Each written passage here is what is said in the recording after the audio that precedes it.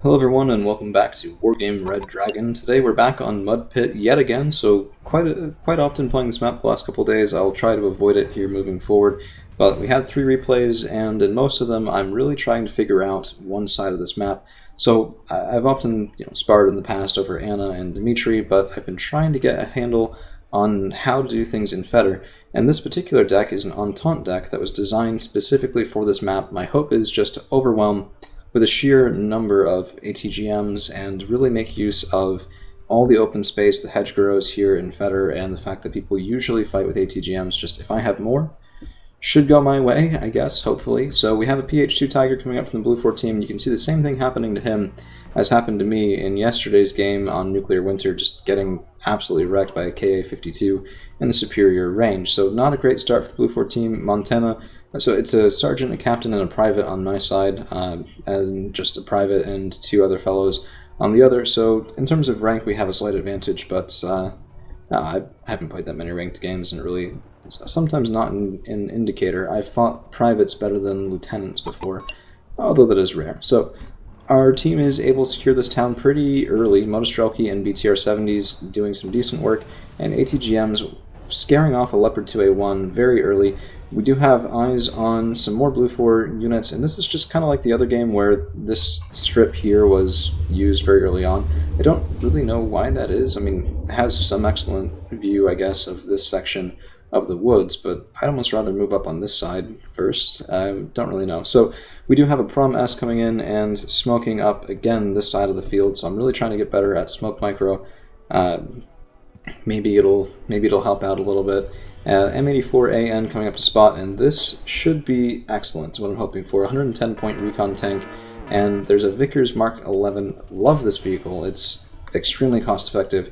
Killing Prozminski and a Tatra 148 before I can get into the woods, just barely. Probably should have unloaded right there, popped the infantry out, but I didn't quite see it, so the Vickers unfortunately takes it on, well, is able to get a kill on my poor units. So, Auxiliaries and Rovaits, and there's another Israeli player this game as well. Freedom Fighter coming in, and that bombing run is going to be brutal against the infantry in this town. So, trying to get out of the way, Motostrelki kind of dodging a little bit, but panicked, stunned, gonna have a hard time. PT-76Bs providing some fire support, but I'm not sure it's going to be quite enough. And we have now well and truly blocked off this entire side, as well as the corner here.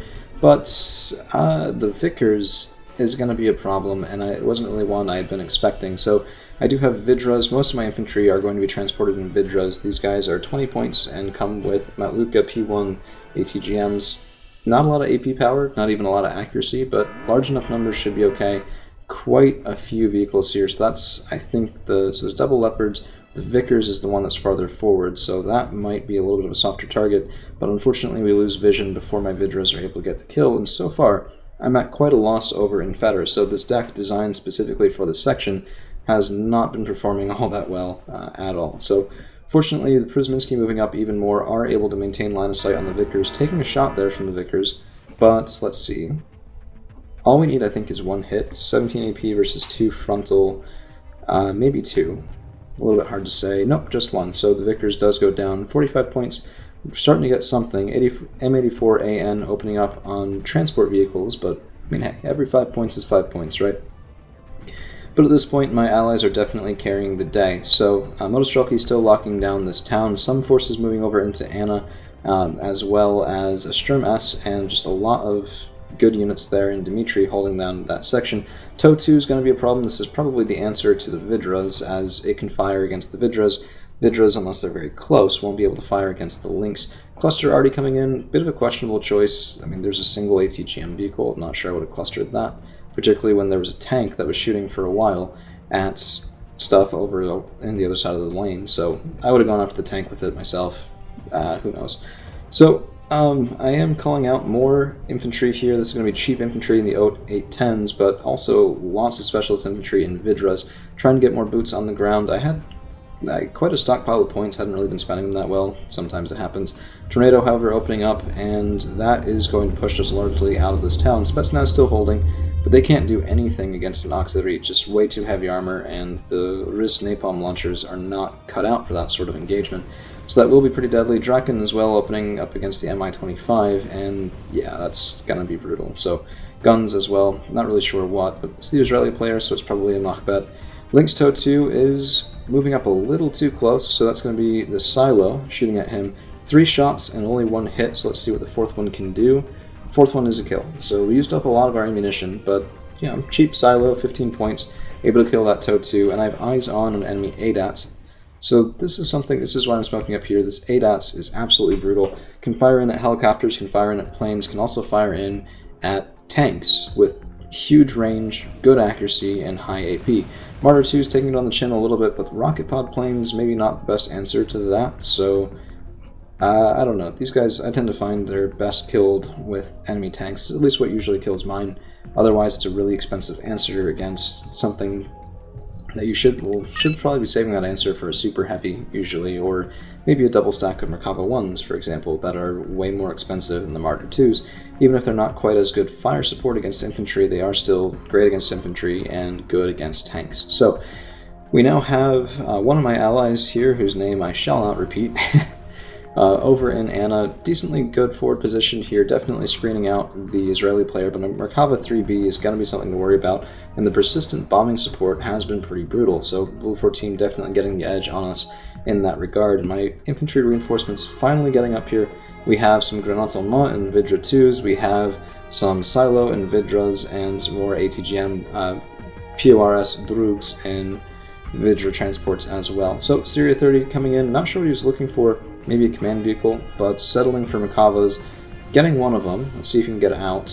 Typhoon coming in and not even needed, as the Israeli AA net is enough to take down that 130-point, very expensive plane. Meanwhile, double squad of T-72S's opening up, but losing vision before they can cap in Dmitry. So we do have the Dmitry cap for right now, probably not for long. I think this was just a reposition on the Blue 4 team's part because we didn't get the kill there. And until we do, that's going to be a persistent sort of just back and forth. I have got a couple of, well, I guess a single Pivonka, trying to use it to kill the M113 ADATS, which doesn't move. Now, if I ever have a really expensive, really high performance piece, and it's getting shelled actively, and I get lucky enough that those shells bracket the ADATS instead of hitting it, I'm going to be moving that, because this ADATS is way too far out in the open, shouldn't be spotted.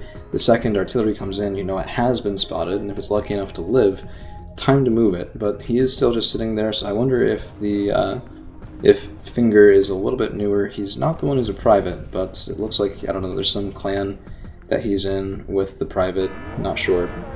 Don't really do that sort of thing myself, but one T-72S does go down, nailed by Cluster Arty, and this was a really good use of it as opposed to a little bit before. Vidra 2s are getting sort of worn down as I am engaging now, so Leopard AS1s getting taken out by sheer volume of ATGMs. We are taking a couple losses, mostly Vidras, and there's something in those woods I can't quite make out.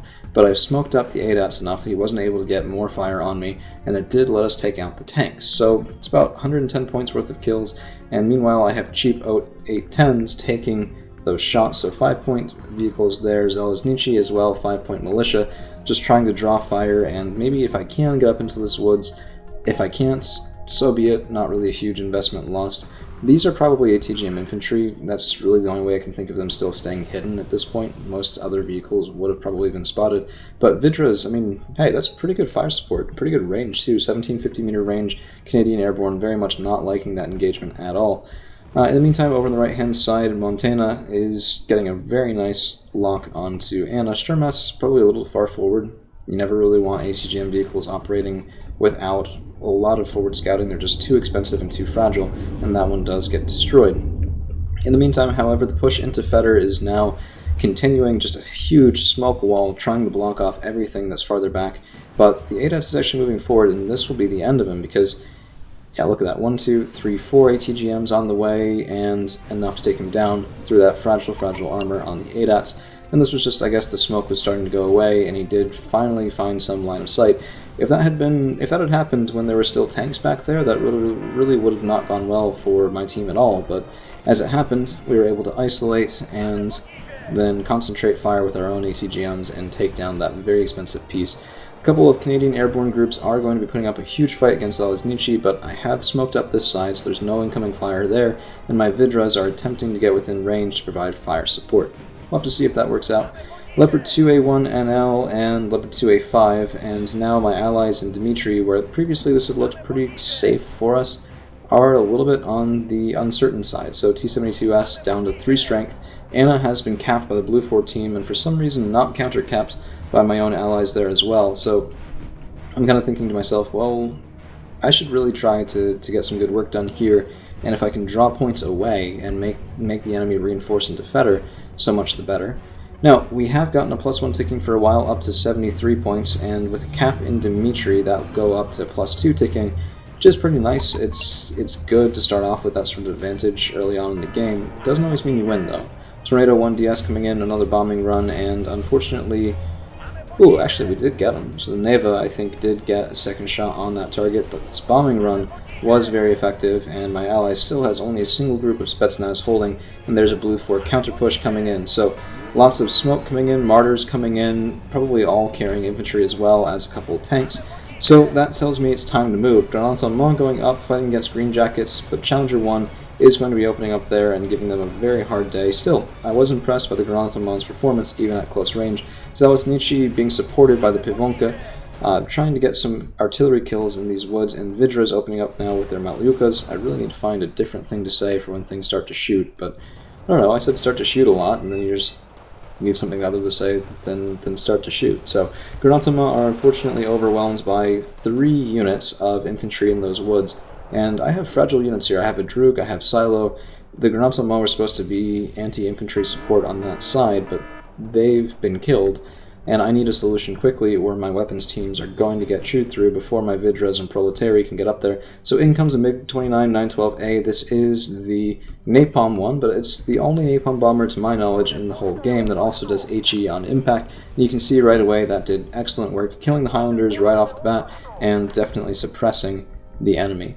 In the meantime, this was actually something I'm going to switch to neutral in order to see, because I thought it was really kind of noteworthy. Highlanders, double stack, full strength, Green Jacket down to 3, and my Pivonka as well is opening up, now a double stack of Pivonka, trying to get some fire support for this side of the field. And, you know, first shot's a miss, but we should have a couple more shells coming in, and look at this. Beautiful. 12 kills on the Highlanders, 2 kills on the Green Jacket. Highlanders are panicked, effectively neutered by that artillery strike. And I really hadn't had that much success killing infantry with artillery before, so I thought that was a very nice development. So unfortunately we will lose our kills and losses because I did that, but we get to see a couple more. So TOW2 killing my M84A.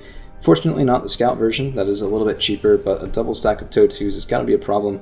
It is a lot of points though, right? So if I can get a kill here, that's fine. The Sava moving up, the Silo moving up, Proletari trying to get onto my side of the sort of burning woods here, and 1, 2, 3, 4 ATGMs going in on the Challenger 2, second volley coming in, 2 more, 3 more, M84AN opening up as well, and that Challenger's having a very bad day. Sava just able to save the M84AN, as the first shot was a miss, second shot's a hit, down to 4 strength, but the TOW2 goes down before he can get a kill, and even more ATGMs, actually the M84AN finally finishing off that tank, and now we've busted completely through the Blue 4 position. So Vidra's moving up, Przminski moving up, Zelesnichi moving up, and these guys will have a hard time against Leopard AS1s. I was just trying to see if I could get in there before my opponent was ready with anything, maybe get into the back line a little bit, prevent infantry reinforcements, get some shots on with those autocannons. Tornado 1DS bomber coming in as well, and the Nevas have just been dominant this whole game. A bit of a miscommunication,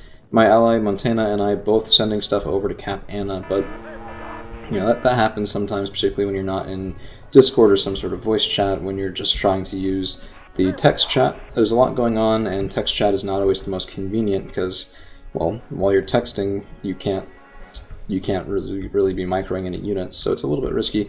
Draken spotted, and the fight over the middle here has gone better for my team than I thought, so you know, I did look away from it for a while, I apologize for that, but Rovayit 90 fighting against Motostrelki, Syria 30 coming in again, and probably a little bit ambitious yet again, but I think it was support from over in Anna that's really saved this side, as well as the T-72S being a bit of a rock wall beyond which they shall not pass. But Fedor is well and truly captured now.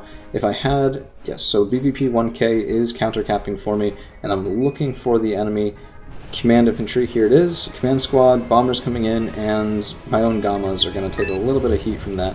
But with that bombing run, we do take out the enemy position. Eurofighter Typhoon coming in too late, and now Fedor is capped for the red 4 team. So very forward position here, very close to the blue 4 spawn. Of course, their units do come in over on this side, so it's not as threatening as it might look.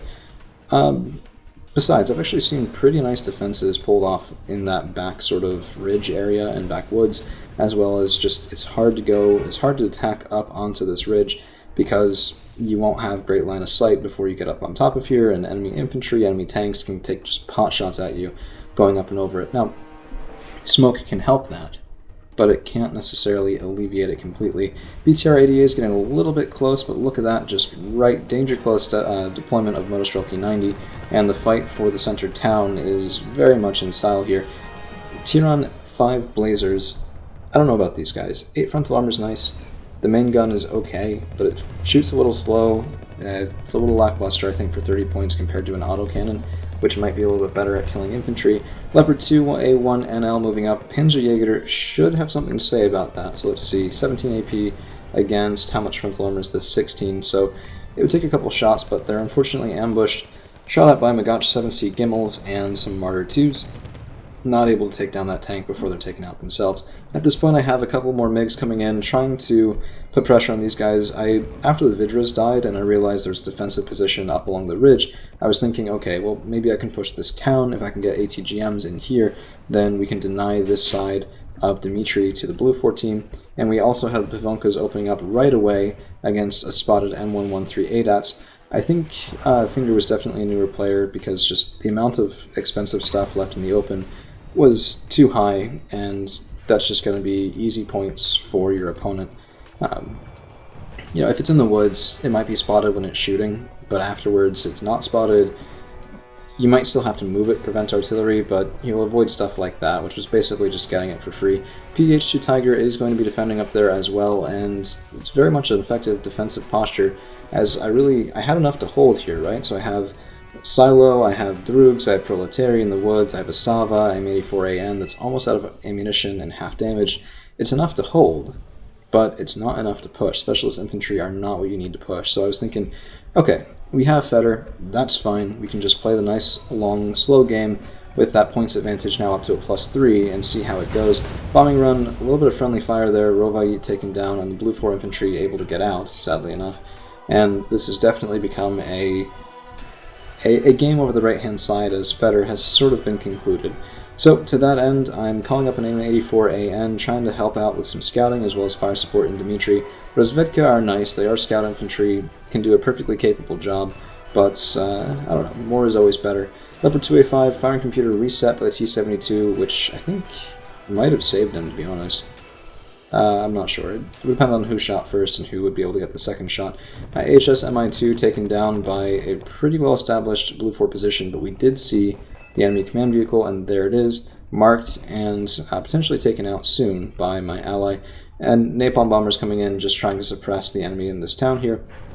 I think we did get some kills on infantry with that. Bombers coming in as well, and you know, I've been just trying to move up a little bit, but as I said, there's some infantry back here, there's some tanks back here. It's going to be hard moving any farther forward than I already am, but I'm far forward enough, right? I don't need to be any further, and that +3 should carry us pretty quickly to, so 750 points, I don't know about that. 500 is sort of at the point where if somebody reaches it, it's enough of a lopsided game already. But MiGs moving in and taking out the enemy command vehicle. There's also a bomb on the way. Yeah, I don't know if it was a kill there, but it was certainly enough to deny for a little while. And with that, Anna is locked down, Dmitry's locked down, Fedor, Center, and Boris. We have all but one zone on this map and taking out a +4 toward victory. So, pretty oppressive game there. Sometimes it's how it happens. I think we will call it. The rest of it is just sort of fighting, quabbling a little bit over Elena, and just a bit drawn out. So, that's all we've got for you guys today. Thank you all for hanging around. We'll see you again real soon.